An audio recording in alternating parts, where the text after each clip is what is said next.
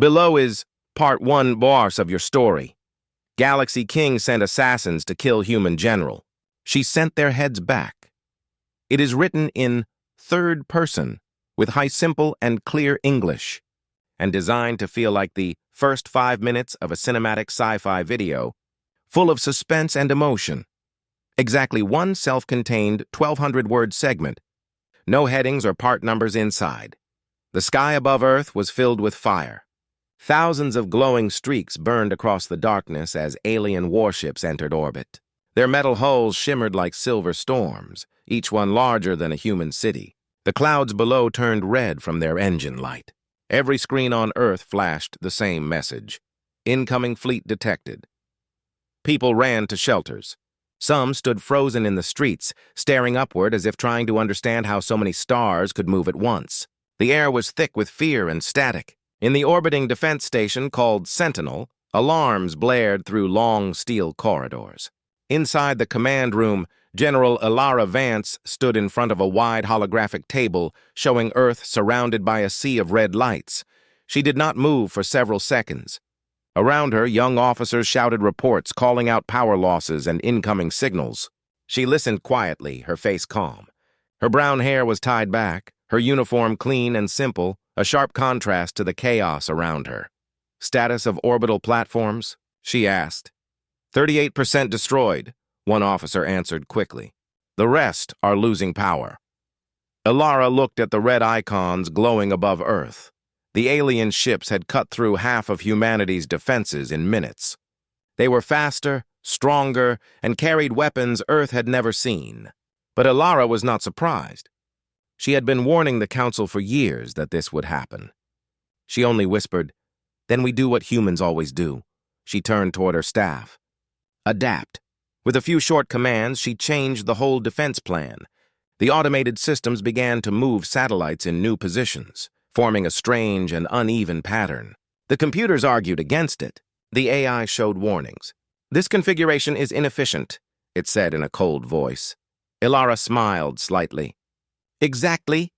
Outside, the alien fleet advanced in perfect formation. They fired beams of blue energy that cut through the remains of Earth's shield. Then suddenly, their targeting sensors began to fail. Satellites exploded in planned sequences, releasing clouds of magnetic dust.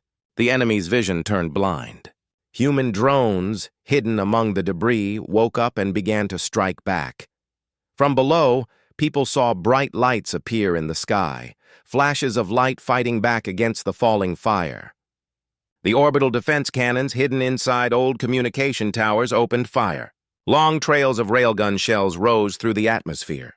Within minutes, 3 alien ships broke apart and burned like falling suns. On the alien command ship, confusion spread. The invaders had studied humans for years. They thought them weak, slow, disorganized. Yet now their perfect formation was collapsing because of unpredictable tactics they could not compute.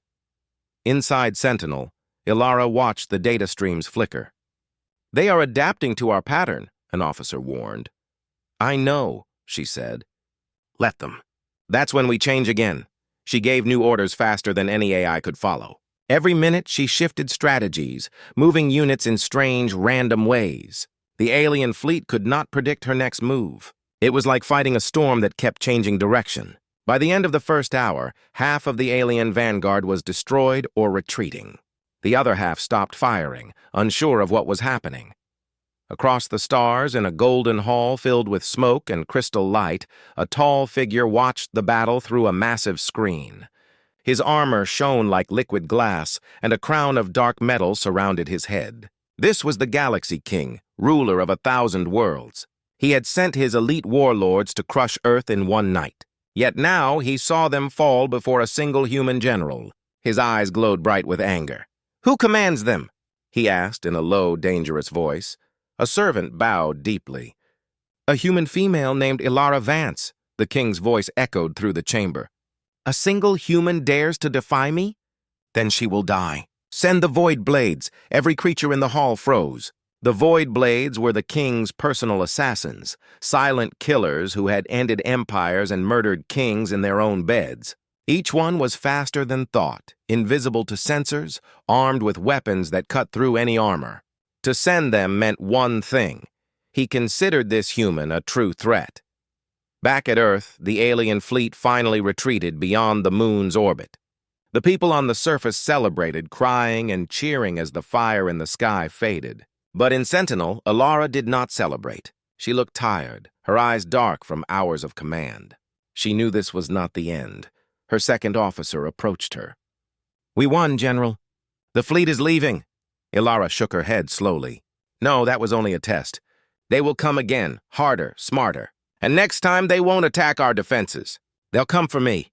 He frowned, not understanding. "Why you?" She did not answer. She only looked out through the observation window at the blue curve of Earth below.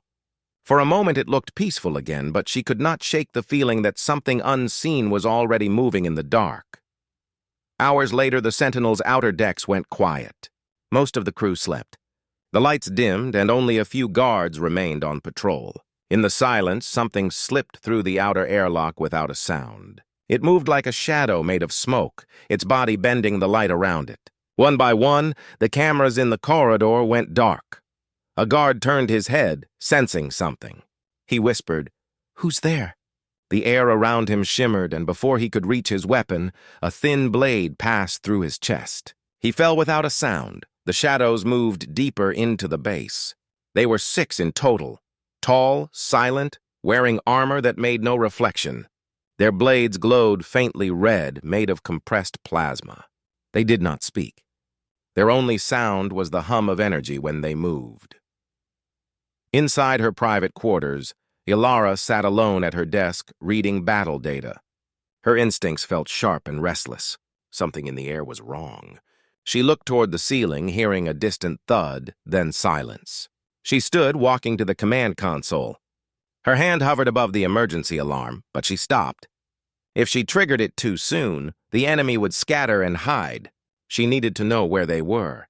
She pressed a small switch on her wrist. Hidden panels in the walls opened, releasing silent drones that flew like insects through the corridors, unseen. On her screen, small red dots began to appear, 6 moving signals closing in from different directions. Her eyes narrowed. "So he sent assassins," she whispered. She tapped another control. All lights in the base went out. The corridors became pitch dark. Only the emergency beacons blinked red every few seconds. Somewhere in the darkness, a soft, metallic voice spoke. "We have found the human general." Alara moved quietly through a maintenance shaft, holding a compact pistol in one hand. The air was cold and heavy. Through the vents, she could see shapes moving, shadows sliding across walls. The assassins split up, searching room by room. In the main corridor, one of them paused beside a doorway. Suddenly, the floor beneath him exploded. A swarm of drones burst upward, firing electric nets. The assassin screamed as the current burned through his armor. The others turned, their blades lighting up the hall. Alara's voice echoed through the speakers. "Welcome to Earth's defense station. I hope you enjoy surprises. Traps triggered everywhere. Pressure mines, pulse bombs, auto turrets hidden behind panels. The assassins fought fiercely, moving like lightning, cutting through drones and walls. But they were inside her web now, and she was watching every move. In the chaos, Alara appeared at the end of the hall, her face cold and focused. She fired 3 shots, hitting one assassin square in the chest. He staggered, then fell. Another charged at her, but she ducked under his blade and slammed a shock baton into his neck. Sparks flew. The creature dropped. For every move they made, she had already prepared a counter. The battle was silent but brutal, light flashing against metal, the air thick with smoke. When it was over, 5 bodies lay across the corridor, armor cracked, blood steaming in the cold air. Alara stood breathing hard, her uniform torn, her arm bleeding from a deep cut. From behind her, a faint noise came. The last assassin stepped out of the shadows, his eyes glowing blue. "You fight well," he said in a low voice. "But the king will come for you." Alara raised her pistol, steady despite her wound. "Tell him I'll be waiting." Before he could attack, she fired once. He fell, silent like the others. The emergency lights flickered back on. The base was filled with smoke and broken metal. Alara looked at the lifeless forms on the ground. She felt no joy, only a calm certainty. Somewhere far away, a king would soon learn that humanity did not bow. She turned toward the observation glass again. Outside, Earth spun slowly beneath her, bright and blue. She whispered, "The sky burned today, but we're still here." And in the deep space beyond the moon, unseen ships began to move again. The bodies of the assassins were still lying in the cold corridors of Sentinel when the repair crews arrived. They moved carefully, afraid to touch the strange alien armor. The air smelled of burned metal and ozone. Sparks fell from the ceiling, and the once perfect station looked like a wounded beast drifting in space. General Ilara Vance stood among the damage, her face calm, her eyes tired. She watched as soldiers carried the bodies away one by one. The youngest officer near her whispered, "I thought the Void Blades were only a story." "They were real enough," Ilara said quietly. "And now the king knows we can kill them." She turned to her engineer team. "Keep one body intact. I want it studied. I want to know how they moved unseen." The engineers nodded and left quickly. Ilara stayed behind, alone in the corridor. She looked down at the dark blood that had soaked into the floor. The color was not red. It was silver, glowing faintly in the dim light. She crouched down and touched a small trace of it. It was cold like ice. Somewhere deep inside, she felt a warning. The king had not sent these killers just for revenge. He had wanted to see how far humans could go. She straightened and whispered to herself, "He was testing me." Later, in the command room, the screens came alive again. The Earth's blue sphere hung below them, peaceful for now. Ilara's team stood around her, waiting for orders. "Damage report," she said. 52 dead, more than 100 injured. Internal systems 70% functional. "The defense grid is holding, but we are still weak," her officer replied. Ilara nodded. "And the enemy fleet?" "They retreated behind the moon. No activity since." She stared at the display. "They are not gone. They are waiting for something." Just then, the scientist in charge of the captured body entered the room. He was pale and sweating. "General, you need to see this." In the lab, the alien corpse lay on a steel table. Its armor had been removed, revealing thin, gray skin covered with black lines that pulsed faintly like veins. The head was strange, long, narrow, with no mouth. The scientist pointed to a device implanted inside its chest. "This is not a heart," he said. "It's an energy core. It was powering his body. But look at this." He pressed a button, and the hologram of the core expanded above the table. Inside it was a pulse that moved in rhythm. "It's sending signals," Ilara said slowly. "Yes, we traced the direction. The signals are going deep into space. Someone is listening." She felt her chest tighten. "He knows they failed," the scientist nodded. "And now he knows where we are." For a long moment, the room was silent except for the hum of machines. Ilara finally said, "Shut it down. Jam every outgoing signal from this base. Prepare evacuation plans for all non-military personnel." The crew moved quickly. But Ilara did not leave the lab. She kept staring at the glowing device inside the dead assassin. The pulse was slowing down now, fading, but she could not shake the feeling that it was still watching her. That night, the stars outside Sentinel burned brighter than usual. The alien fleet behind the moon started to move again. Their formation changed, stretching into a massive crescent shape. They were waiting for reinforcements. Inside the command room, Ilara stood beside her communications officer. "Can we reach the outer colonies?" "Yes, but the signal is weak," he said. "Send the order. All fleets are to return to Earth's orbit. We stand together this time."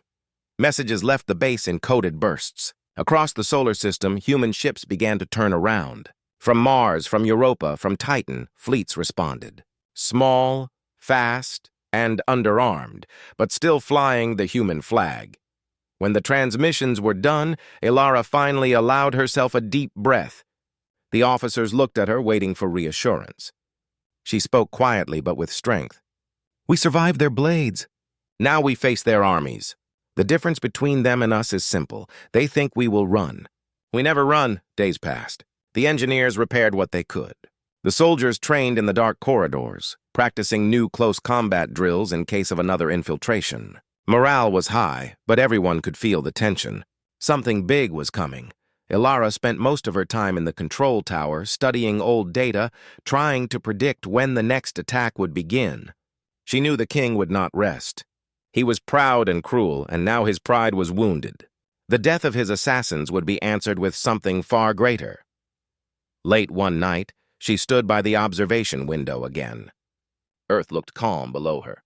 Clouds moved slowly over the blue oceans. It was almost peaceful enough to forget the war. Almost. Then a soft beep from the console broke her thoughts. "General," the sensor officer said over the radio, "we have movement at the edge of the system." "How many?" she asked. There was a pause. We can't count. The number is too large." Ilara turned sharply. "Show me." The holographic display lit up with red dots. They filled the screen like a spreading infection.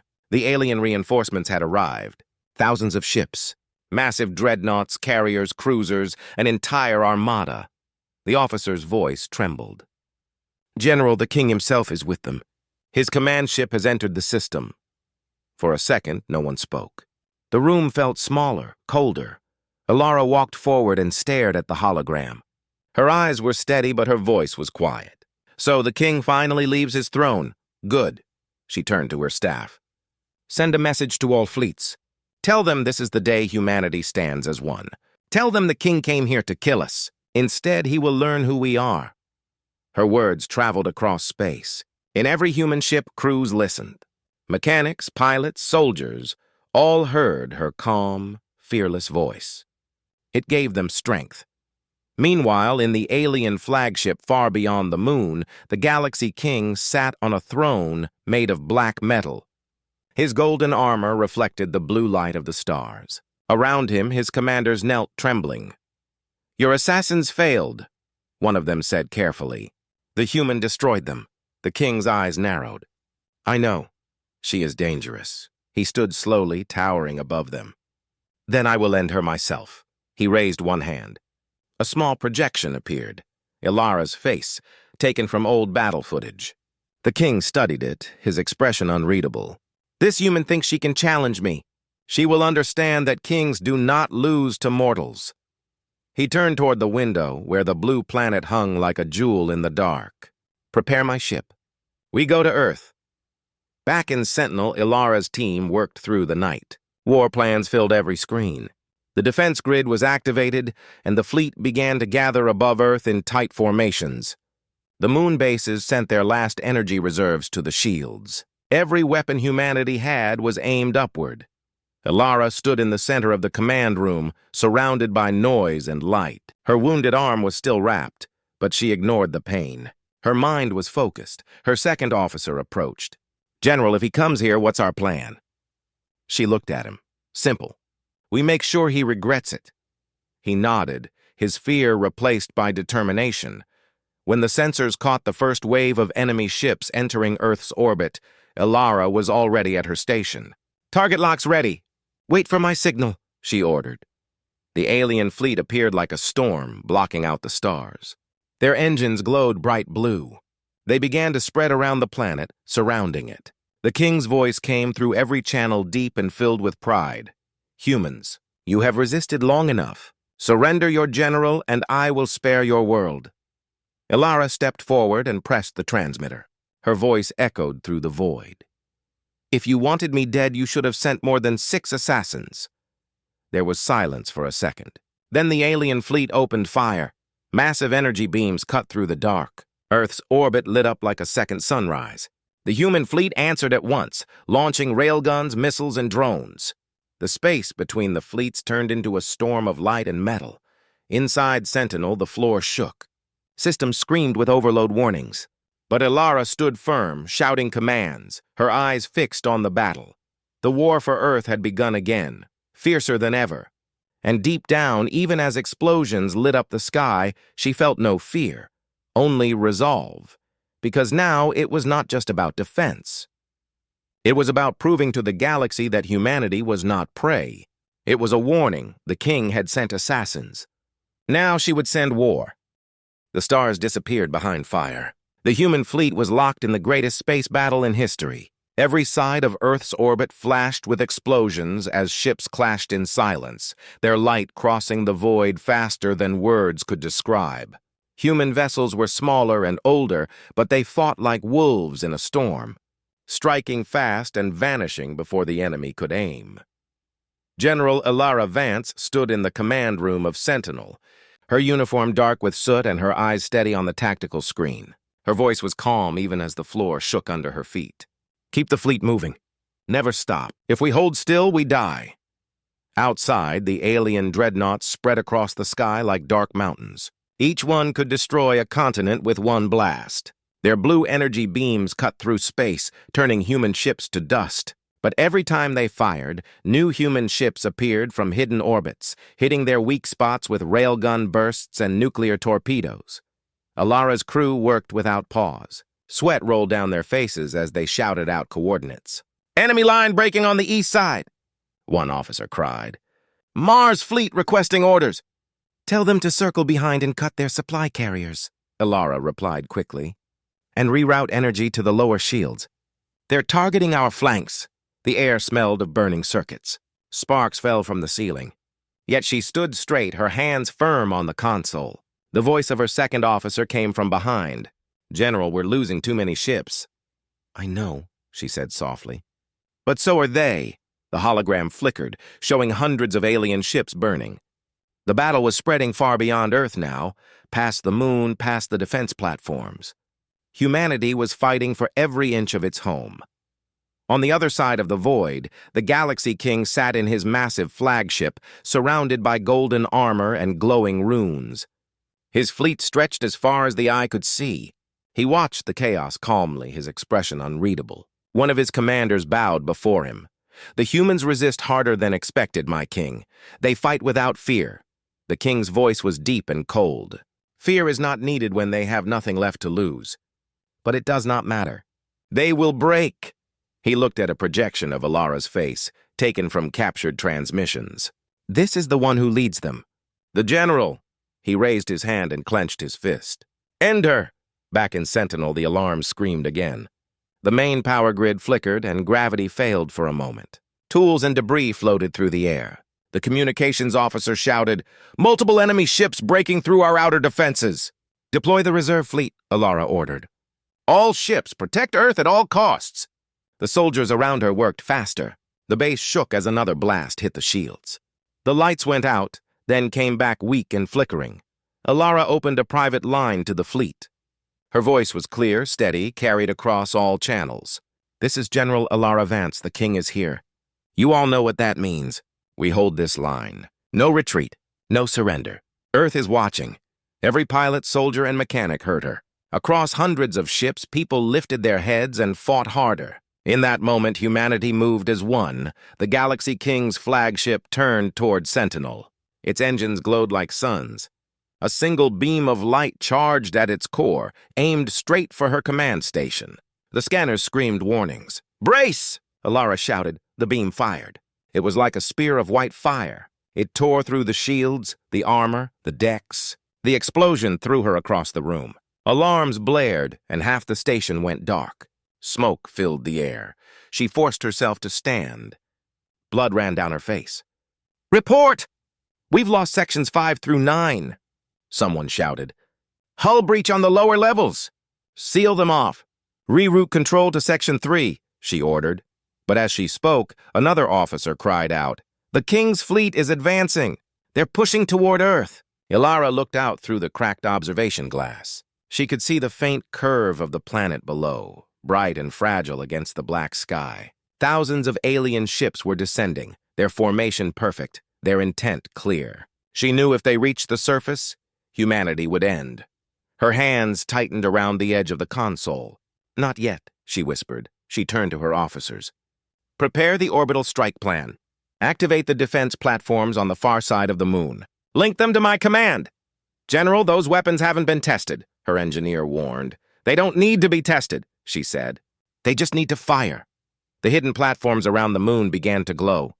They had been silent for decades, old relics from forgotten wars. Now they powered up one by one, forming a circle of energy around the moon's dark side. Ilara synchronized them with Sentinel's command systems. "Target the enemy's command fleet," she said. In the alien flagship, the king watched his forces crush the last human outposts near Earth. He smiled slightly. "It is done." But then his sensors picked up something strange, a growing light behind the moon. "What is that?" he demanded. Before anyone could answer, the moon erupted in a blinding flash. Thousands of plasma lances shot out, cutting through his fleet. Dozens of his ships exploded instantly. The entire formation scattered. On Sentinel, the crew cheered. "Direct hits! The enemy line is breaking!" Ilara did not smile. "Keep firing. Don't give them time to recover." The moon's platforms unleashed another volley. The space between Earth and the alien fleet became a storm of burning wreckage. For a moment, it seemed humanity might actually win, but then the king stood. His eyes burned with fury. "Enough!" He spread his hands, and his flagship released a pulse of dark energy.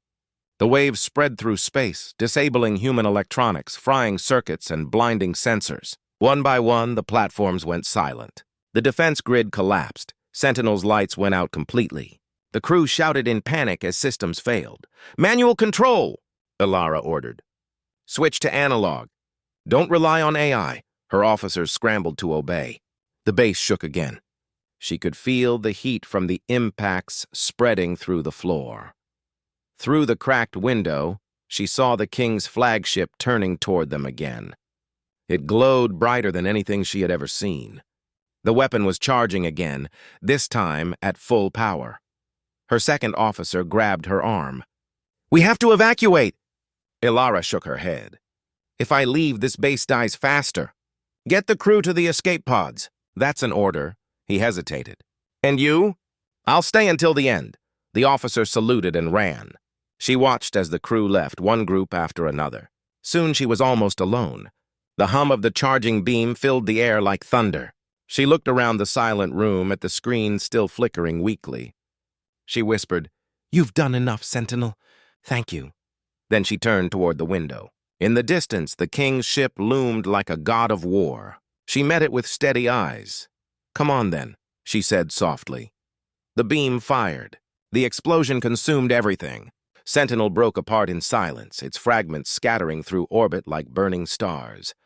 On the alien flagship, the king watched the debris drift away. His commanders bowed. "It is done, my king. The human general is gone." He turned away, satisfied. "Then Earth will fall next." But far below, on the surface of Earth, a small capsule crashed into the ocean, glowing faintly. Inside it, Ilara lay unconscious, her body burned and broken, but alive. Her emergency escape pod had launched at the last second, triggered automatically by the failing life systems. As the pod sank into the dark waves, her eyes slowly opened. Pain filled her body, but her mind was clear. She whispered weakly, "I'm not finished yet." Above her, the night sky burned with the fire of falling ships. The war was not over. It was only beginning. The wreckage of alien cruisers still burned above Earth's orbit. Their debris drifted like silver dust against the black sky. The battle had ended only hours ago, but the silence that followed felt heavier than the fight itself. On the command deck of the human flagship Vanguard, General Mira stood alone, her reflection staring back from the glass as she watched the flames of dead invaders fade into the void. Her mind was still sharp despite the exhaustion. The assassins sent by the Galaxy King were gone, every one of them. Their ships, their weapons, and their bodies now floated as proof of the King's failure. But Mira knew this was far from over. Assassins were never the end. They were only the beginning. Her second-in-command, Captain Rowan, entered quietly. "We've received a message from the Council Sector," he said. "They're asking how we managed to survive that strike. They thought no human fleet could stand against the royal assassins." Mira didn't turn to face him. "Tell them we didn't survive," she said coldly. "We adapted." Rowan frowned, but understood her meaning. Humans had been underestimated too long. The Galaxy King had sent his finest killers, but humanity's will was stronger than any weapon. Far beyond the orbit of Mars, the King's palace ship, Eternal Crown, shimmered like a dying sun. In its grand hall, The Galaxy King sat on his throne of black glass, staring at the hologram before him. It showed the severed heads of his assassins lined neatly in metal crates, each marked with the human insignia. His claws clenched the armrest until the glass cracked. "Who does she think she is?" he growled, his voice echoing through the chamber. "A mortal from a backwater world defying my rule?" A tall alien advisor bowed low. "She is no ordinary human, my king. Reports say she commands Earth's defense fleet with unmatched precision. They call her the Iron General." The king rose slowly, his massive frame towering above everyone. "Iron melts," he said darkly. "I will send fire." Back on Earth's moon base, Mira prepared for what she knew was coming. Her fleet engineers worked without rest, repairing ships and upgrading defense satellites. She studied every report of alien movements near the outer systems. The assassin's failure would not go unanswered. The king would strike again, and harder.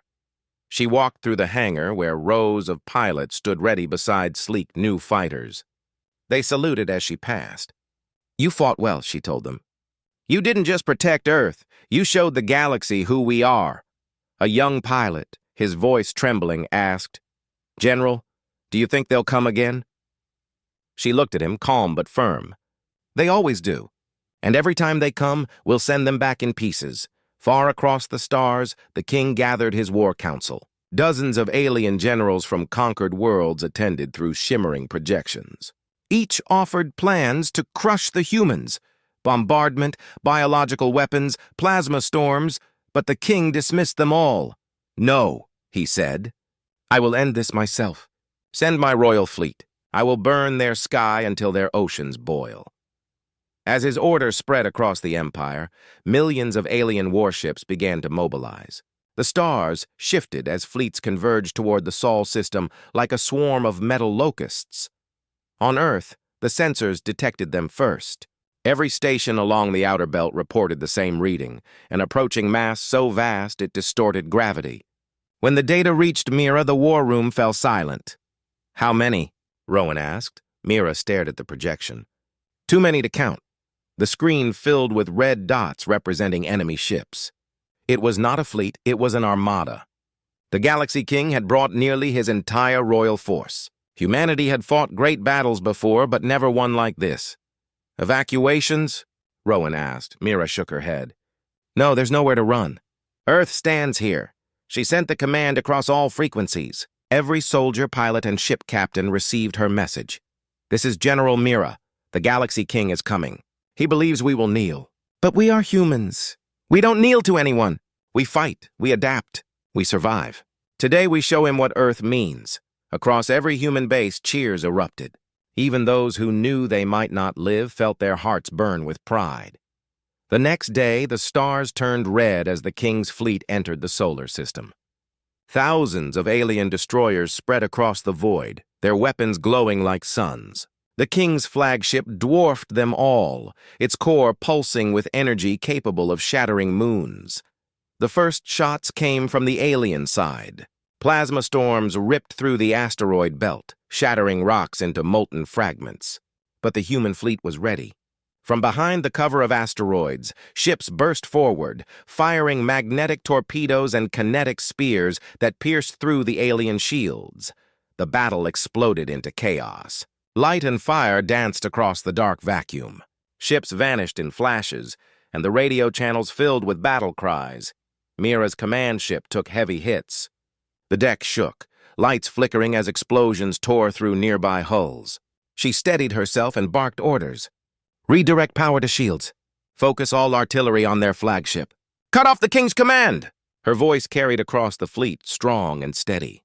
Under her direction, the human formation changed. Small ships darted between the larger cruisers, using the debris as cover.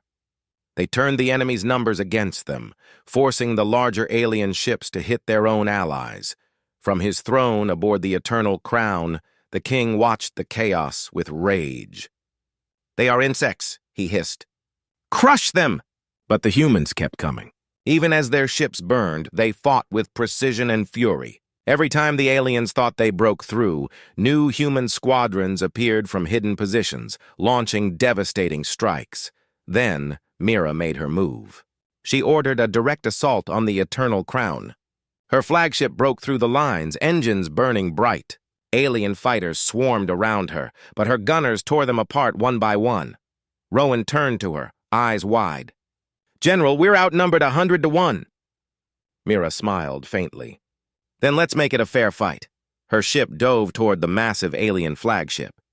The king, realizing her intent, activated his main weapon, a sphere of energy growing brighter by the second. But before it could fire, Mira's fleet unleashed everything they had. Torpedoes, railguns, and plasma beams converged on the king's flagship in a blinding storm. The Eternal Crown shook violently, explosions ripping through its hull. The king roared in fury as the human flagship rammed through the outer armor, embedding itself deep into his ship's core. Inside the control deck, sparks flew, alarms screamed, and Mira stood at the center, unflinching. "Now," she whispered. "End it." The final blast came from within. A surge of energy tore through both ships, lighting the void in a silent storm of fire. For a moment, everything went dark. Then the stars slowly returned. Human ships, damaged but alive, drifted among the wreckage of the king's armada. No sign of his flagship remained. On Earth, the transmissions came in. Mira's ship was gone, but so was the king. Across the galaxy, the message spread. The Galaxy King had fallen. Humanity had done what no other species dared. But in the silence that followed, deep in the blackness beyond the ruins, a faint light flickered. A piece of the Eternal Crown, still alive, sending a signal into the void. The war was not over yet. The stars were quiet after the great battle. The ruins of thousands of alien ships floated across the black sea of space, drifting slowly toward the sun. The sky above Earth had changed. It now carried scars of fire and metal, but it also carried victory. The Galaxy King was gone, his mighty armada destroyed, and humanity had survived what should have been impossible. Yet peace did not follow. It never did. In the command center of the lunar base, screens flickered with static as engineers worked to rebuild the damaged systems. The war had cost humanity dearly. Entire cities had burned, fleets were shattered, and millions were gone. But still, the people stood proud. They had done what no other race in the galaxy had ever dared. They had defied a king. Captain Rowan stood at the window of the control tower, staring at the endless horizon of stars. "She should have come back," he whispered. "She said she would return." Behind him, the technician looked up from his console. "We've scanned every sector, sir. No trace of the Vanguard or General Mira. The energy blast destroyed everything within that range." Rowan closed his eyes for a moment. The silence that followed felt heavy, like the pause between heartbeats. "Keep searching," he said finally. "She's not the type to die quietly." Far away in the empty remains of the battlefield, something moved among the wreckage. A small emergency pod drifted through the debris, its beacon barely alive. Inside, covered in blood and burns, Mira lay still. Her armor was broken, her pulse faint, but she was breathing. The pod's systems hummed softly, keeping her alive as it drifted toward the pull of a nearby moon. It took 3 days before a human scout drone picked up the faint signal. Within hours, a rescue ship was dispatched. When the team found the pod, they thought it was empty, until they opened it and saw her. Rowan was on the recovery ship when the message arrived. The crew's voices were filled with disbelief and joy. "It's her, sir. We found the general. He didn't wait for orders. The moment the ship landed, he ran to the med bay. Mira lay unconscious, her face pale, but her heart monitor beeped steadily. He stood by her side, his voice low. "You did it, Mira! You brought us victory!" When she finally opened her eyes, the first thing she saw was the window. Outside, the stars were peaceful again. She tried to sit up, but Rowan gently held her back. "Easy. You've been out for a while." She looked at him, her voice rough. "The king?" "Gone," Rowan said. "His ship was destroyed. The galaxy knows it. You won." Mira let out a slow breath, but her eyes didn't soften. "No," she said quietly. "We bought time. That's all." Her words proved true sooner than anyone expected. In the outer galaxy, deep in the ruins of the king's domain, a new figure stood in the throne room that once belonged to him. The black glass walls were cracked, but the throne still glowed faintly with energy. A tall alien in dark armor approached it, carrying a glowing sphere, the last fragment of the king's ship. Inside the sphere, a flickering image pulsed like a dying star. "My king," the alien said softly, bowing his head. From the sphere, a distorted voice whispered, "They think I am dead." The alien looked up, eyes wide. "Your Highness." "You survived?" "Not as I was," the voice said, echoing through the hall. "But enough remains. The humans have taken my crown for a moment, but I will return. I will rise from the ashes they left," the alien bowed deeply. "Your will shall be done." The sphere's light grew stronger, and the walls began to shake. The Galaxy King's essence, trapped within the energy core, spread like a shadow across the ruined palace. He was no longer flesh, but something far more dangerous, an energy being bound by rage. On Earth, weeks passed. The rebuilding had begun. Cities glowed again. Children played under new domes of light where old ones had fallen. The people called Mira a hero, the protector of mankind. Yet she avoided public appearances. She spent her time studying the transmissions still coming from deep space, strange signals, fragments of alien codes repeating the same word again and again. Crown. One night, as she stood in her quarters overlooking Earth, Rowan joined her. "You should rest," he said gently. "I can't," she replied. "Something's wrong." The king wasn't just a ruler, he was something more. "I can feel it." "This silence. It's too calm," he frowned. "You think he's still alive?" She didn't answer. Instead, she turned to the console and projected the incoming data. A single red light blinked in the darkness, a signal coming from beyond the known edge of the galaxy. "He's gathering what's left of his empire," she said. "He's building again." Rowan stared at the data. "If that's true, then the next war will be worse," Mira nodded. "Yes, but this time we won't wait for them to come to us." Under her command, humanity began to change. The fleets that once defended Earth now expanded outward. New ships were built faster and stronger. The colonies that had been silent during the war now rose again, joining under one banner, the Terran Alliance. The Council worlds, once distant and arrogant, now watched with fear. Humanity, the race they once ignored, had become the strongest power in the stars. But Mira's goal was not power. It was preparation. She knew what was coming. Months later, deep in uncharted space, a human scout ship disappeared. Then another. The reports stopped coming. Strange energy readings began appearing near the edge of the galactic rim. Mira stood once again on the command bridge of the new flagship, Vanguard 2. "All fleets ready?" she asked. Rowan nodded. "Every fleet, every system. We're ready." As the ships aligned, a tremor shook the sensors. The darkness ahead shimmered, and then space itself seemed to tear apart. A portal opened, vast and red, and from it emerged ships unlike any seen before, black, spiked, and pulsing with strange light. At their center, a massive shape formed, surrounded by glowing energy. Mira stared at the screen, her jaw set. "He's back." The voice of the Galaxy King echoed through the comm systems, deep and cold. "You cannot kill a crown human. You only delay eternity." The bridge went silent for a heartbeat. Then Mira gave her order. "All units, open fire." The battle began again, fiercer than the last. But this time, humanity wasn't fighting for survival, they were fighting for dominance.